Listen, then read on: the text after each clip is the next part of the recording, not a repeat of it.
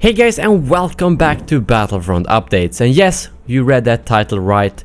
PC split screen for Battlefront. 2 years after the release, that is now possible thanks to a couple of modders, or one modder to be more specific, called Darth Kenobi HQ, who managed to unlock split screen. So yes, just like Hero Blast, this is something that DICE for some reason has worked on and almost finished development on, but then hidden it in the code. So what he did was simply find the right place in the files, adjust a couple of numbers, and boom, the feature is now working. So this isn't something that a modder has created, but he has simply unlocked it, the same way they did with Hero Blast a couple of months ago that you guys probably remember. I will leave a link to his video about this, where he also has instructions on how to install it, in the description, but I also want to say that it's on your own risk if you want to try this, both in terms of your Origin account, your PC, and so on. I simply did it because I saw a lot of other people who successfully used it, and so far EA hasn't struck down on any modders, so as long as you do it in offline modes, I think you should be fine. So what about this mod then? Well, it makes it possible to play split screen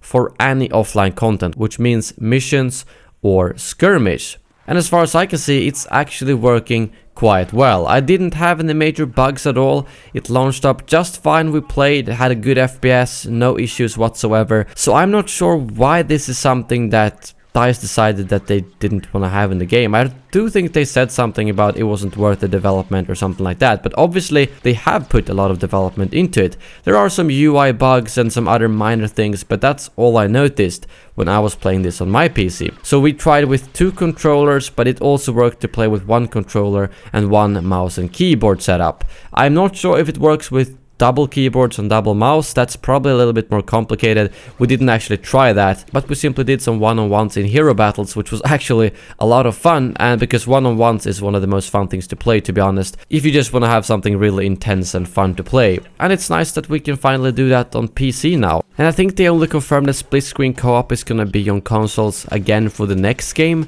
and I'm assuming that the main reason for this is probably that it's very hard to get something like split screen working on PC, since you can have a million different types of PCs, whereas on PS4 and Xbox One are always gonna be the same. So that's, I'm assuming, the main reason to it, but it still does irk me quite a lot that they do stuff like Hero Blast and split screen that they completely hide away, although it's practically finished, and then the modder finds it 2 years later and unlocks it, and then it works fine. Because it simply feels like such a wasted opportunity and wasted development time, and I'm not sure how they could handle it differently, but maybe they could be a little bit more transparent and say, we tried it, it didn't work very well. We could release a early alpha version of it that some of you guys can try, but don't expect it to work for everyone. At least that could be the case for something like split screen, whereas Hero Blast, on the other hand, pretty much seemed to be finished, so I'm not sure why that wasn't released at all.